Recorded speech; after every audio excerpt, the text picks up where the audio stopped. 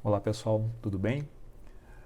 Nesse momento de crise que nós estamos vivendo, eu acho que é muito importante quem tem consultório se familiarizar e passar a prestar um pouquinho mais de atenção em dois conceitos que todo mundo que tem uma clínica, um consultório deve ter isso em mente: o conceito de fluxo de caixa e de fundo de reserva. E é sobre esses dois conceitos que eu vou falar agora, né? Então, quando a gente fala sobre fluxo de caixa, muitas vezes a gente tem uma ideia vaga do que é isso, né? Do que é o fluxo de caixa. Muitas vezes a gente terceiriza isso para um administrador, para um gerente do nosso negócio, e a gente acaba não tendo muita noção do que é o fluxo de caixa e como é que isso pode nos ajudar, como é que a gente pode usar isso para o nosso bem, né? Então, o que é o fluxo de caixa? Nada mais é do que as entradas e saídas que a gente tem num determinado período de tempo. Uma semana, um mês, um semestre. E através desse fluxo de caixa, a gente vai ter uma noção muito melhor de como é que está indo o nosso negócio e para onde vai o nosso negócio, né? Então, inicialmente, num negócio pequeno ou num negócio inicial, isso é feito com planilhas, né? Então, são planilhas de entradas e saídas do nosso negócio. E aí a gente precisa sempre pensar que a gente deve anotar todas as entradas e todas as saídas num determinado tempo. E a gente começa a perceber que, às vezes, uma coisa que a gente tem em mente como uma coisa não recorrente, quando a gente olha num espaço de tempo maior, a gente nota que aquilo não é não recorrente, ele acaba recorrendo várias vezes. É uma demissão de um funcionário, é um pagamento de férias, o pagamento de tributos. Então a gente precisa ter esse fluxo de caixa muito bem feito. Num segundo momento, a gente pula da parte de planilhas para um sistema de gestão, alguma coisa que faça algo um pouquinho mais profissional. Mas inicialmente as planilhas são muito bem-vindas, né? E aí a gente começa a ter noção de como é que está o nosso negócio, né? Não adianta nada a gente faturar muito, mas a gente tem um gasto muito alto. Então a gente começa a perceber isso. Então o fluxo de caixa primeiro ele vai servir para a gente ter o diagnóstico de como é que está indo o nosso negócio. Num segundo momento, a gente começa a perceber que o fluxo de caixa também vai ajudar a gente corrigir o curso do nosso negócio. A gente começa a perceber áreas que a gente tem gasto a mais, que a gente pode diminuir, áreas que a gente tem um ganho maior proporcional, que a gente pode investir mais naquela situação. Então a gente começa a ter essa noção também da correção de um curso e também da gente projetar expectativas, fazer planejamentos futuros de 2, 3, 5 anos do nosso negócio. A gente já começa a ter essa noção. Então, esses valores de entrada e de saída do fluxo de caixa, a gente tem que deixar sempre projetado.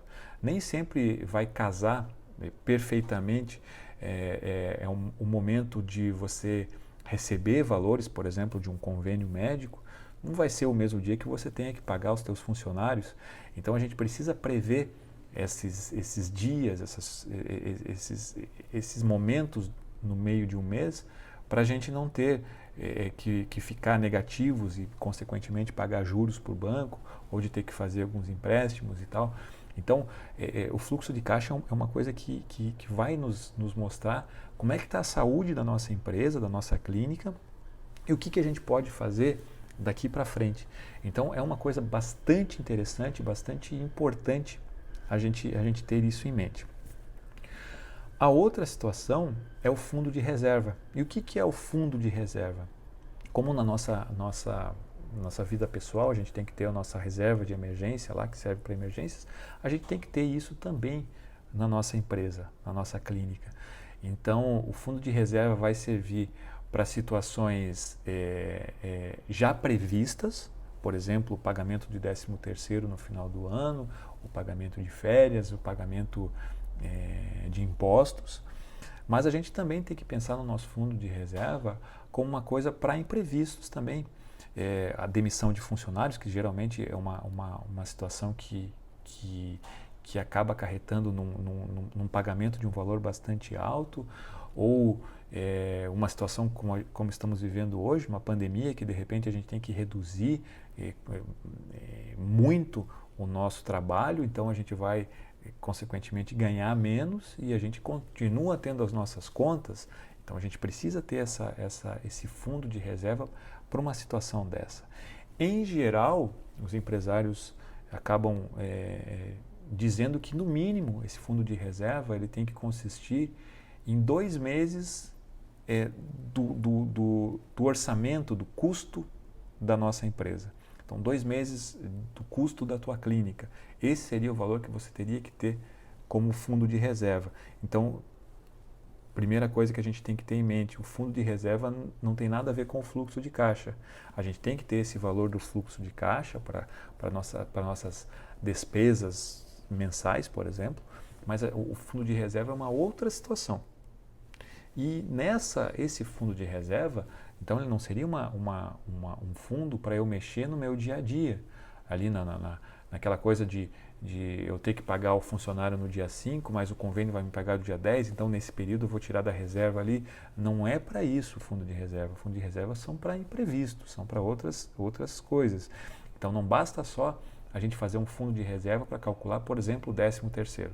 E isso é o mínimo que a gente tem que ter, é um fundo de reserva para esse tipo de pagamento, porque senão vai chegar lá no final do mês, final do ano, e a gente vai pagar o 13º dos nossos funcionários, a gente vai ter que tirar dinheiro do bolso porque a gente não tem esse valor.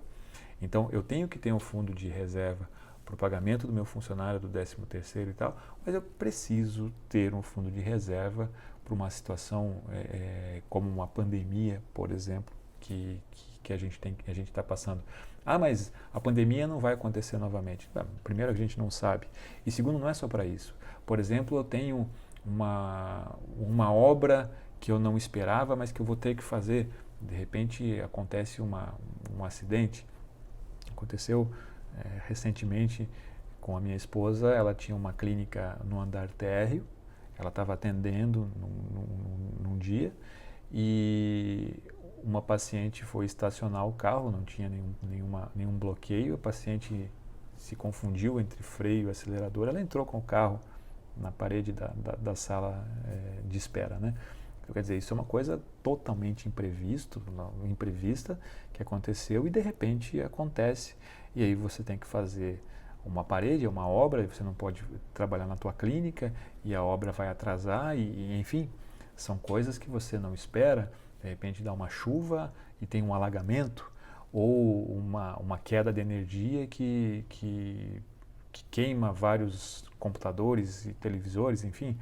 Então, o fundo de reserva também serve para essas situações emergenciais que não são tão raras de acontecer. Então, eram esses os 2 conceitos que eu queria passar para vocês. Então, tanto o fluxo de caixa quanto o fundo de reserva, que são coisas que quando a gente não tem a mínima noção disso na faculdade, e de repente você é o residente, você faz muito bem a tua residência na tua especialidade, resolve abrir um consultório, mas não tem a mínima noção que precisa se ter isso, né? Então, claro, a gente precisa, isso vai sendo construído aos poucos. É importante lembrar também que a ideia desse dinheiro não é um dinheiro para você ter um rendimento espetacular, mas que você não consiga retirar esse dinheiro. Isso é um valor para você conseguir retirar imediatamente, né? Então não existe essa coisa, vou deixar lá num investimento que vai me render um pouquinho a mais, mas que eu só consigo tirar em 5 dias ou em 30 dias. Não, eu preciso tirar naquele momento. Então seria, por exemplo, um tesouro direto Selic ou um CDB de um banco grande ou até uma poupança, enfim. Mas é um dinheiro que você não precisa, você não espere grandes rendimentos e sim uma grande liquidez. O conceito de liquidez, né, de você conseguir retirar esse dinheiro no momento que você precisar. Então é para isso que servem. É nisso que você vai ter que focar quando você estiver construindo o teu fluxo de caixa e o teu fundo de reserva.